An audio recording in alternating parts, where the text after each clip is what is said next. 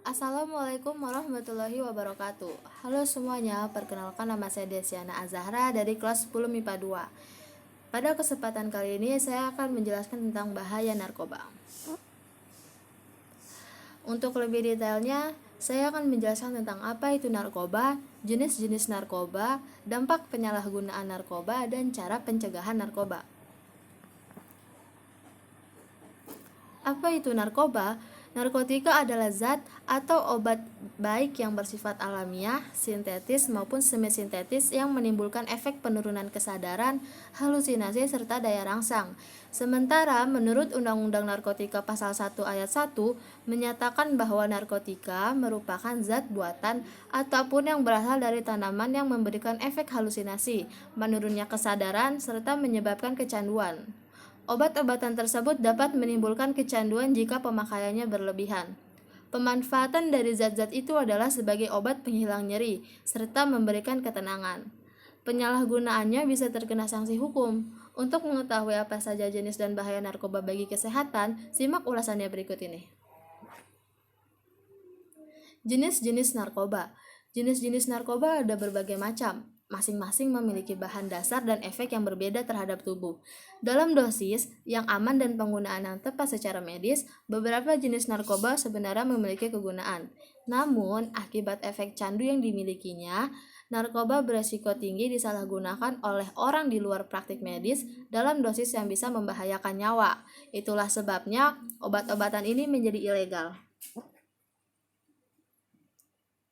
Jenis-jenis narkoba atau narkotika dan obat-obatan. Kandungan yang terdapat pada narkoba tersebut memang bisa memberikan dampak yang buruk bagi kesehatan jika disalahgunakan. Menurut Undang-Undang tentang Narkotika, jenisnya dibagi menjadi 3 golongan berdasarkan pada risiko ketergantungan. Yang pertama ada narkotika golongan 1. Narkotika golongan 1 ini seperti ganja, opium, dan tanaman koka yang sangat berbahaya jika dikonsumsi karena beresiko tinggi menimbulkan efek kecanduan. Sementara narkotika golongan 2 bisa dimanfaatkan untuk pengobatan asalkan sesuai dengan resep dokter. Jenis dari golongan ini kurang lebih ada 85 jenis. Beberapa di antaranya seperti morfin, alfa-prodina, dan lain-lain. Golongan 2 juga berpotensi tinggi menimbulkan ketergantungan. Dan yang terakhir, narkotika golongan 3 memiliki risiko ketergantungan yang cukup ringan dan banyak dimanfaatkan untuk pengobatan serta terapi. Seperti yang sudah dijelaskan sebelumnya, ada beberapa jenis narkoba yang bisa didapatkan secara alami. Namun, ada juga yang dibuat melalui proses kimia. Jika berdasarkan pada bahan pembuatnya, jenis-jenis narkotika tersebut diantaranya adalah narkotika jenis sintetis. Jenis yang satu ini didapatkan dari proses pengolahan yang rumit. Golongan ini sering dimanfaatkan untuk keperluan pengobatan dan juga penelitian. Contoh dari narkotika yang bersifat sintetis seperti amfetamin, metadon, dexamfetamin, dan sebagainya. Narkotika jenis semi-sintetis. Pengolahan menggunakan bahan utama berupa narkotika alami yang kemudian diisolasi dengan cara diekstraksi atau memakai proses lainnya. Contohnya adalah morfin, heroin, kodein, dan lain-lain. Narkotika jenis alami. Ganja dan koka menjadi contoh dari narkotika yang bersifat alami dan langsung bisa digunakan melalui proses sederhana. Karena kandungannya yang masih kuat, zat tersebut tidak diperbolehkan untuk dijadikan obat. Bahaya narkoba ini sangat tinggi dan bisa menyebabkan dampak buruk bagi kesehatan jika disalahgunakan. Salah satu akibat fatalnya adalah kematian. Dampak penyalahgunaan narkoba. Yang pertama ada dehidrasi. Penyalahgunaan zat tersebut bisa menyebabkan keseimbangan elektrolit berkurang. Akibatnya, badan kekurangan cairan. Jika efek ini terus terjadi, tubuh akan kejang-kejang, muncul halusinasi, perilaku lebih agresif, dan rasa sesak pada bagian dada.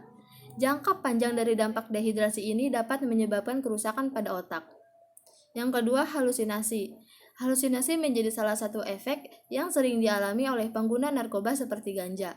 Tidak hanya itu, dalam dosis berlebih juga bisa menyebabkan muntah, mual, rasa takut yang berlebih, serta gangguan kecemasan. Apabila pemakaian berlangsung lama, bisa mengakibatkan dampak yang buruk seperti gangguan mental, depresi, serta kecemasan terus-menerus. Yang ketiga, menurunnya tingkat kesadaran. Pemakai yang menggunakan obat-obatan tersebut dalam dosis yang berlebih, efeknya justru membuat tubuh terlalu rileks hingga kesadaran berkurang drastis. Beberapa kasus si pemakai tidur terus dan tidak bangun-bangun. Hilangnya kesadaran tersebut membuat koordinasi tubuh terganggu, serta sering bingung dan terjadi perubahan perilaku. Dampak narkoba yang cukup beresiko tinggi adalah hilangnya ingatan sehingga sulit mengenali lingkungan sekitar. Yang keempat, ada kematian. Dampak narkoba yang paling buruk terjadi jika si pemakai menggunakan obat-obatan tersebut dalam dosis yang tinggi atau yang dikenal dengan overdosis. Pemakaian sabu-sabu, opium, dan kokain bisa menyebabkan tubuh kejang-kejang dan jika dibiarkan dapat menimbulkan kematian. Inilah akibat fatal yang harus dihadapi jika sampai kecanduan narkotika. Nyawa menjadi taruhannya.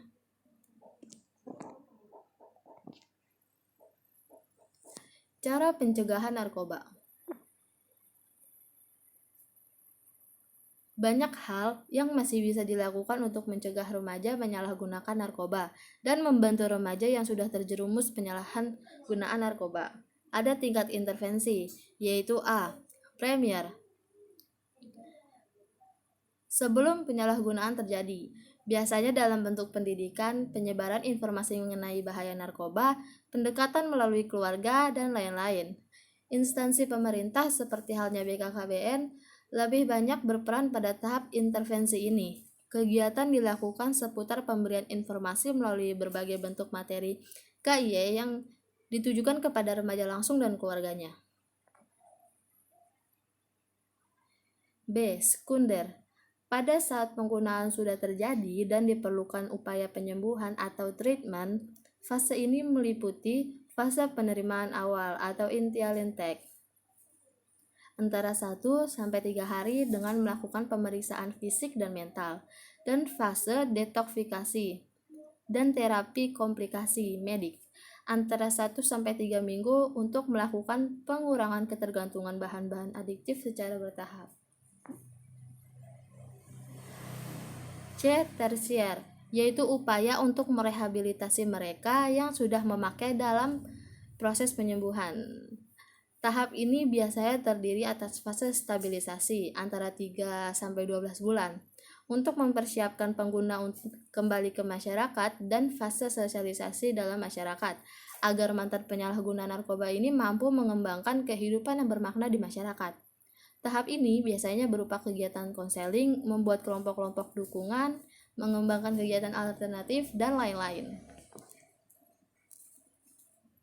Penerapan pola hidup sehat yang baik dan benar pada generasi muda, seperti menjalankan pola hidup sehat, mengkonsumsi makanan dan buah yang sehat serta bergizi, mempunyai waktu istirahat yang cukup, menghindari kebiasaan yang merusak kesehatan, olahraga secara teratur, tentunya dengan rutin minum air putih yang cukup.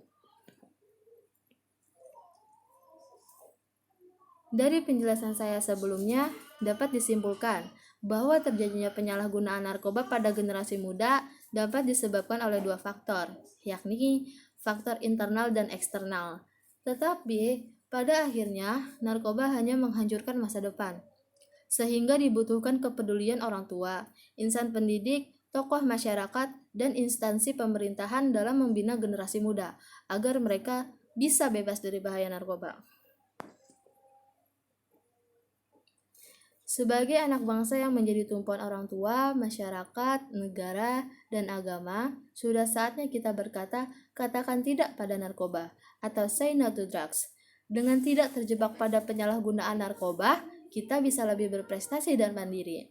Jangan kita sia-siakan masa depan yang lebih baik hanya karena ingin mendapatkan kenikmatan yang sesaat, yang dapat menghancurkan fisik dan mengganggu kesehatan mental dengan mencoba-coba menggunakan narkoba. Sekian dari saya, kurang lebihnya mohon maaf. Wabillahi taufiq wal hidayah. Wassalamualaikum warahmatullahi wabarakatuh.